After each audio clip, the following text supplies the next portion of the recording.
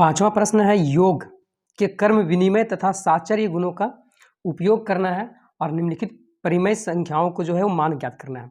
तो हम लोग यहाँ समझते हैं कर्म विनिमय और साचर्य के गुण क्या होता है। सो यहाँ 3/5 दिया हुआ है ना, प्लस 7/3 है, प्लस में माइनस 11/5 है, प्लस में 2/3 है। तो हम लोग यहाँ ये देखने की कोशिश करेंगे कि इसके जैसा है ना, इस तरह का जो है एक जैसा जो दिख रहा है ना, वो साथ में वो दोनों को जोड़ेंगे और ये दोनों को क्या करेंगे, साथ में जोड़ देंगे। जैसे कि यहाँ देखिए 3/5 प्लस, अब ये आ जाएगा यहाँ माइनस है ना 11/5, क्योंकि ये दोनों का जो हर है ना, हर जो है क्या है, सेम है। उसका बाद इसको हम लोग अलग कर देंगे है ना, एक ब्रैकेट के रूप में अलग कर देंगे, प्लस अब ये जो है इसका हर जो है ये दोनों का बराबर है, इसलिए इसको 7/3 प्लस 2/3, ये दोनों को साथ में हम लोग कैलकुलेशन करेंगे। अब इसका आगे हम लोग करते हैं, तो यहाँ पहले एलसीएम लेते हैं है ना, ये दोनों के एलसीएम ले लेते हैं और उसके बाद फिर यहाँ ये दोनों को क्या करेंगे, एलसीएम ले लेंगे। तो यहाँ 5 एलसीएम हो जाएगा। अब 5 का 5 एक बार में आता है तो यहाँ 3 हो जाएगा, प्लस माइनस यहाँ माइनस हो जाएगा। अब 5 का 5 और यहाँ 11 हो जाएगा। अब इसमें भी उसी तरह करेंगे, 3 और 3 का एलसीएम ले लेंगे, 3 हो जाएगा, 3 एक का 3, 7 यहाँ हो जाएगा, प्लस में 3 एक का 3 यहाँ 2 हो जाएगा। यहाँ तक कोई दिक्कत नहीं। आगे अब हम लोग करते हैं कि प्लस में 3 है और माइनस में 11 है, तो प्लस माइनस माइनस हो जाएगा। तो यहाँ 11 में से 3 जाएगा तो 8 हो जाएगा, लेकिन बड़ा 11 है तो 11 चिन्ह माइनस है, इसलिए यहाँ माइनस दे दिए। बटा में 5 हो जाएगा, प्लस है ना, इधर प्लस होते जाएगा। अब इधर क्या हो जाएगा, 7 और 2 9/3, ये हो जाएगा। अब नेक्स्ट में हम लोग यहाँ करते हैं कि इसका अब ये दोनों का है ना, ये दोनों को क्या करेंगे हम लोग, ये दोनों का अब भिन्न का जोड़ करेंगे, एलसीएम ले लेते हैं। 5 तिया 15 हो जाएगा, यहाँ तो कोई दिक्कत नहीं। अब 5 के पहाड़ पढ़ा कितने बार आता है, 3 बार में, तो 3 के पहाड़ा 8 बार पढ़ेंगे तो 3 की 24 हो जाएगा। अब माइनस है तो माइनस लग जाएगा, प्लस 3 5 15, 5 बार में 5 9 45, तो यहाँ कितना हो जाएगा, 45 हो जाएगा।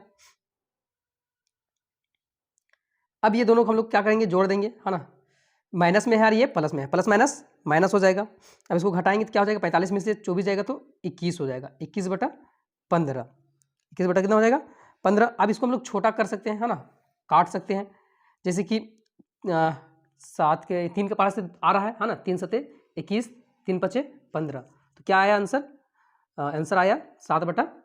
तो यहाँ इसका आंसर आ जाएगा 7/5। तो ये सीधे यहाँ करना था। अब हम लोग बी नंबर देखते हैं। छठे नंबर प्रश्न है, रिक्त स्थान को भरने बोला है। ए में है -5/12 प्लस में -12/5। अब पहले से लिख दिया है, -12/5 लिखा हुआ है, तो अब यहाँ क्या भराएगा है ना, ये चीज़ तो लिख दिया है ना, ये चीज़ लिख दिया, -12/5 लिख दिया, यहाँ ये लिख दिया है, तब ये भराएगा। अब ये भराएगा तो यहाँ हम लोग क्या लिखेंगे, -5 यहाँ क्या हो जाएगा 12, ये चीज़ भराएगा। अब यहाँ बताना है कि ये कौन गुण हुआ है ना, तो ये जो गुण हुआ यहाँ कर्म विनिमय हुआ है ना, कर्म विनिमय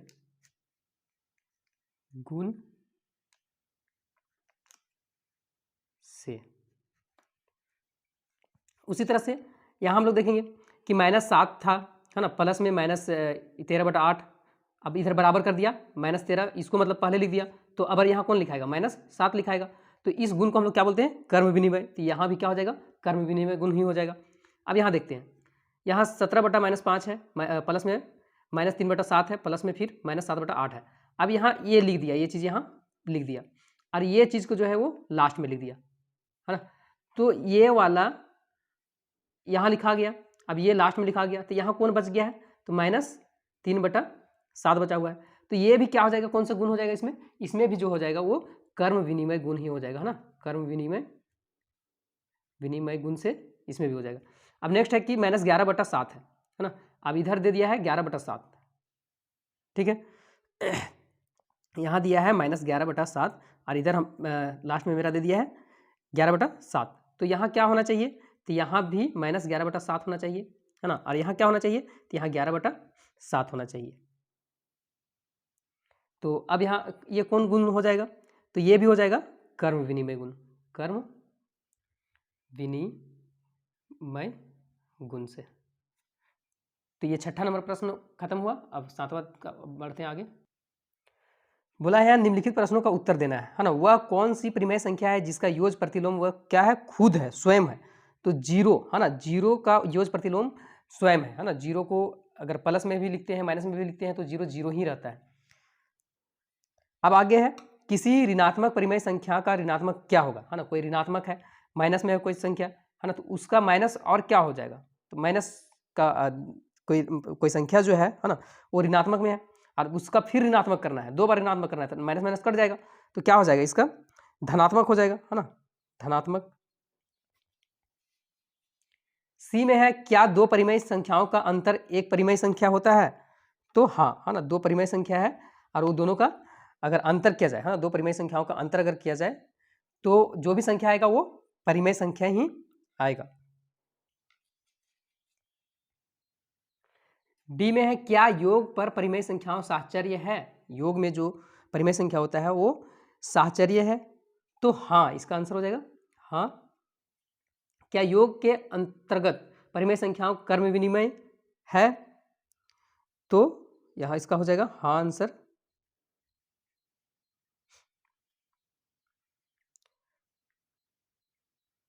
अब बोला है नेक्स्ट है क्या व्यकलन के अंतर्गत परिमेय संख्याओं कर्म विनिमय है। क्या व्यकलन के अंतर्गत संख्याएं जो है कर्म विनिमय होता है। तो इसका हो जाएगा हाँ। क्या व्यकलन के अंतर्गत परिमेय संख्याओं साहचर्य है। तो यहां हो जाएगा नहीं।